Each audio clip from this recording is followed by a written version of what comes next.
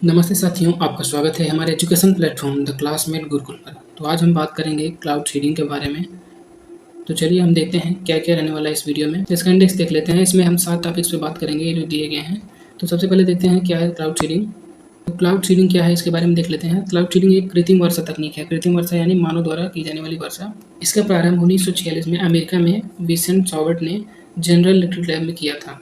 इसका प्रयोग किया था। तो इस फिगर में आप देख सकते हैं इन्होंने अपने लैब में इसका टेस्ट किया था कि कैसे क्लाउड से हम बारिश करा सकते हैं।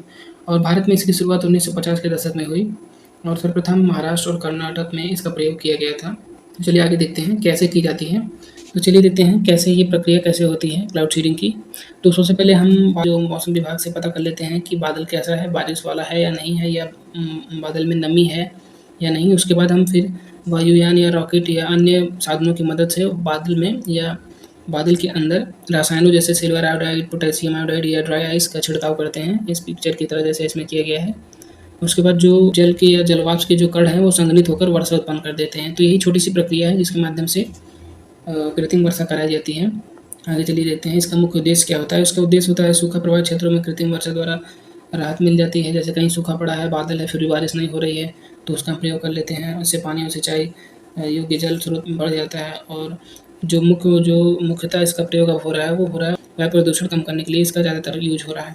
चलिए आगे देखते हैं दिल्ली के संदर्भ में। तो अभी यह चर्चा में इसलिए बना हुआ है क्योंकि आईआईटी कानपुर और दिल्ली सरकार ने संयुक्त रूप से क्लाउड सीडिंग की परियोजना शुरू की है, ताकि जो दिल्ली में जो पॉल्यूशन है उसको हम कम कर सकें। सबसे पहले इसको एनसीआर के इलाके में इसकी टेस्टिंग होगी, 2-4 इलाके में, कि ऐसा होने से कैसी बारिश होती है, बारिश का पानी कैसा होता है, इससे क्या प्रभाव पड़ता है। उसके बाद भविष्य में इसका नियमित रूप से प्रयोग किया जाएगा। इसकी चुनौतियाँ और आलोचनाएँ कुछ देख लेते हैं। तो इसका जो असर होता है वो सीमित होता है, बादल पर ही निर्भर करता है। बिना बादल के हम बारिश नहीं करा सकते हैं। और इसका दीर्घकालिक पर्यावरणीय जो प्रभाव है उस पर शोध नहीं किया गया है अभी तक, उसको शोध करने की आवश्यकता है। इसमें लागत अधिक लगती है और परिणाम अनिश्चित होता है।